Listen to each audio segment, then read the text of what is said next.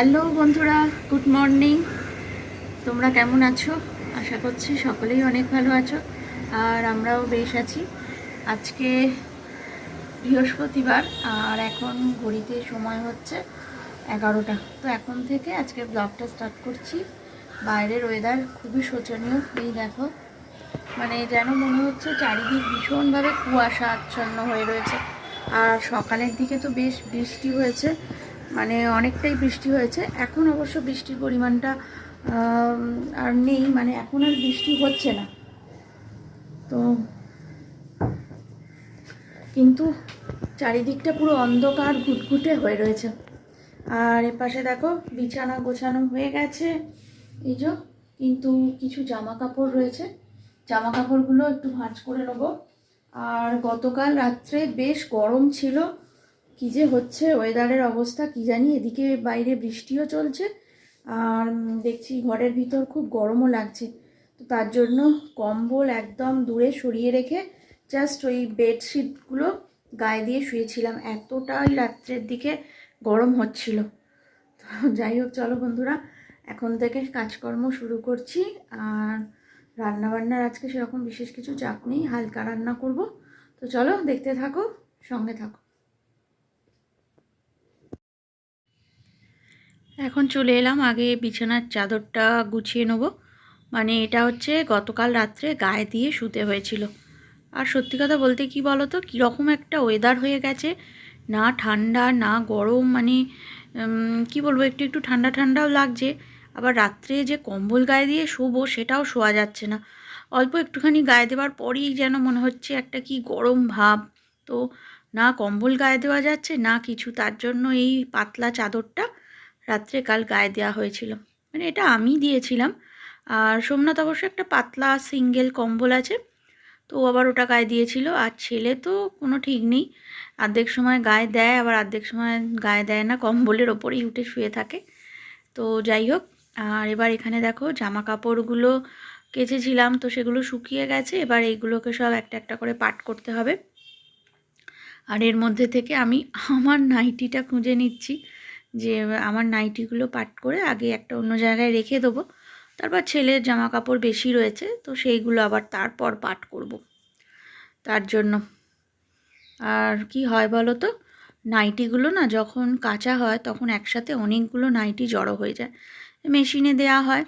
আর এখন আবার শীতকাল পড়েছে, তো সিঙ্গেল নাইটি না একদম পরাই যাচ্ছে না, কি ঠান্ডা লাগছে। তো এখন শীতকালের জন্য সবসময় ডবল ডবল নাইটি পরছিলাম কদিন ধরে। আর যার ফলে কি হচ্ছে, একসাথে দুদিন মানে 4টে করে নাইটি জড়ো হয়ে যাচ্ছিল। তো তার জন্য নাইটির জন্য না বারবার করে মেশিন চালাতে হচ্ছে।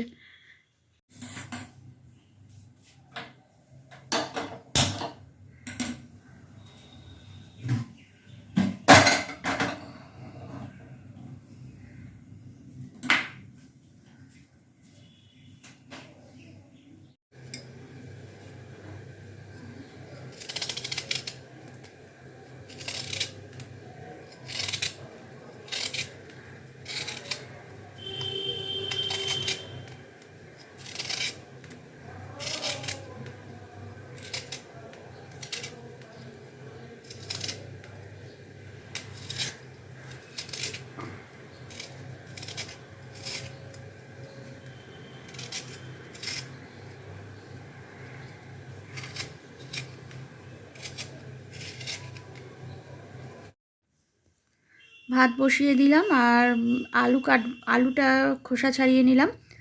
আলু সেদ্ধ করব, মানে ভাতের মধ্যেই আলু দিয়ে দেবো। আর এইদিকে গ্যাসটাতে মুসুর ডাল সেদ্ধ বসাচ্ছি। তো আজকে প্লেন খাওয়া দাওয়া, ভাত, আলু সেদ্ধ, মুসুর ডাল, আর তার সাথে ঘি আর লঙ্কা, ডিম সেদ্ধ, এগুলো তো রয়েইছে। আর কি বলো তো, আমার ছেলে দেখছি এই খাবারই বেশি ভালো খায়।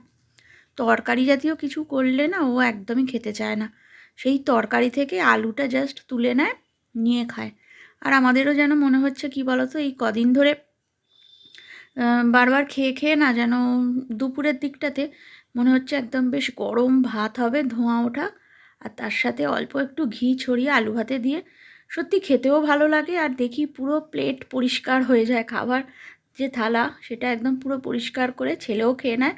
আমারও বেশ ভালোই লাগে খেতে। আর রান্নাবান্না সব হয়ে গেছে, আমারও কাজকর্ম স্নান সব কিছুই কমপ্লিট। আর এবার দেখো মুসুর ডাল সেদ্ধর বাটিটা নিয়ে এসে টেবিলে রেখে দিলাম, ভাতও নিয়ে এসে টেবিলে রেখে দেবো, দিয়ে এবার আলু ভাতেগুলো মেখে রেডি করে তারপর খেতে বসবো। খাওয়া দাওয়া করে একটু রেস্ট নেবো। গুড ইভিনিং বন্ধুরা, এখন হচ্ছে প্রায় 8টা তো হবেই। চা করে নিয়েছি 3 জনের জন্য, সিঙ্গেলটা ছেলের আর এটা আমার আর সোমনাথের। আর এই যে এখন সোমনাথকে আগে দিয়ে দেবো, ও চাটা খাক। আমরা টিভির ঘরে আর ছেলেকে পাশের ঘরে করে দিয়েছি। এই দেখো এখন আমরা এখানে বসে চা খাবো, একটু টিভি চালিয়ে টিভি দেখব, বা একটু খবর দেখা হয়। আর না হলে না একদমই মানে কিছু দেখতেই পারা যায় না।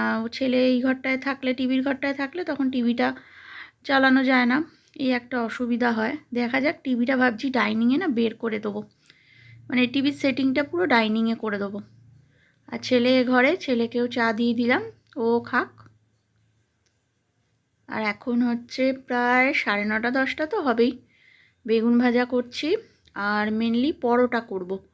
আর তার সাথে দেখো অনেকগুলোই বেগুন ভাজা করে নিয়েছি, মোটামুটি সবারই 2টো করে হয়ে যাবে। তবে কি বলো তো, কোনো তরকারি করিনি, কারণ গতকাল ফুলকপি আলুর তরকারি করেছিলাম, সেই তরকারিটা পুরোটাই রয়ে গেছে। একটু আধটু খাওয়া হয়েছে, আর একটু তরকা ছিল ফ্রিজে, সেটাও গরম করে নিয়েছি। তো পুরো ফুলকপির তরকারিটা রয়ে গেছে, সেই তরকারিটাই গরম করে খাওয়া হবে। এবার ছেলে হয়তো খেতে চায় না ফুলকপির তরকারি, তো ওর জন্য আবার একটু বেগুন ভাজা, আর আমরাও একটু খাবো। তো আজকে রাত্রে জাস্ট পরোটা আর ওই ফুলকপির তরকারি দিয়ে আমাদের মোটামুটি হয়ে যাবে রাত্রিটা। আর এখানে দেখো সব লেচি কেটে রেডি করে রেখেছি, আর বেলছি আর ভাজছি, একা হাতে একবার করে বেলছি আর একবার করে ভাজছি। ভেজে এবার সবাইকে খেতে দিয়ে দেবো। তো এইমাত্র জাস্ট রান্নাবান্না কমপ্লিট করলাম, মানে সকালের দিকে সেরকমভাবে যদি রান্না বিশেষ কিছু না থাকে না, তখন আবার কি সমস্যা হয়, রাত্রের দিকে ডবল করে রান্নাটা করতে হয়। আর সকালে যদি রান্না করা থাকে তাহলে রাত্রের দিকটা একটু ছুটি পাওয়া যায়। তো যাই হোক, রান্না বান্না কমপ্লিট আর খাওয়া দাওয়াও হয়ে গেছে। এবার একটু রেস্টের সময়, এই সময়টা হচ্ছে আমার নিজস্ব সময়, মানে এই সময় একটু বসে নিজে একটু ফোন টোন ঘেঁটে তারপর শুতে শুতে এখন দেরি আছে। তো যাই হোক, চলো বন্ধুরা, আজকের ব্লগটা আমি কিন্তু এখানেই শেষ করব। আর তার আগে তোমাদের একটা ভালো জিনিস আমি দেখাই। এই দেখো, এই যে কালো মতন যে হ্যাঙ্গিং লাইটটা রয়েছে, তো এই লাইটটা তোমাদের প্রথম যখন লাগানো হয়েছে তখন দেখিয়েছিলাম যে ওটা 3টে ডুম দেয়া ছিল, তার মধ্যে একটা ডুম জ্বলছিল না, মানে ডুমটা কোনো কারণে কেটে গিয়েছিল বা যাই হোক, তো সেটা আবার চেঞ্জ করে আনা হয়েছে। তো যে দোকান থেকে নিয়ে আসা হয়েছিল সেখানে আবার চেঞ্জ করে দিয়েছে। তো এখন তো 3টেই জ্বলছে, তোমাদের একটু জ্বালিয়ে দেখাই। এই দেখো 3টে লাইটই একসাথে জ্বলছে। দাঁড়াও একটু অন্ধকার করে দেখাই।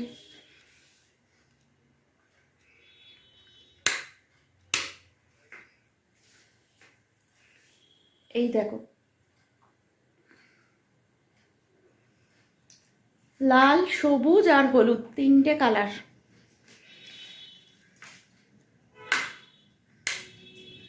তো যাই হোক বন্ধুরা, চলো আজকের ব্লগটা আমি কিন্তু এখানেই শেষ করছি। তোমরা সবাই খুব ভালো থেকো, সুস্থ থেকো। আবার তোমাদের সাথে দেখা হবে আগামী ব্লগে। আজকের মতো গুড নাইট, টাটা টাটা।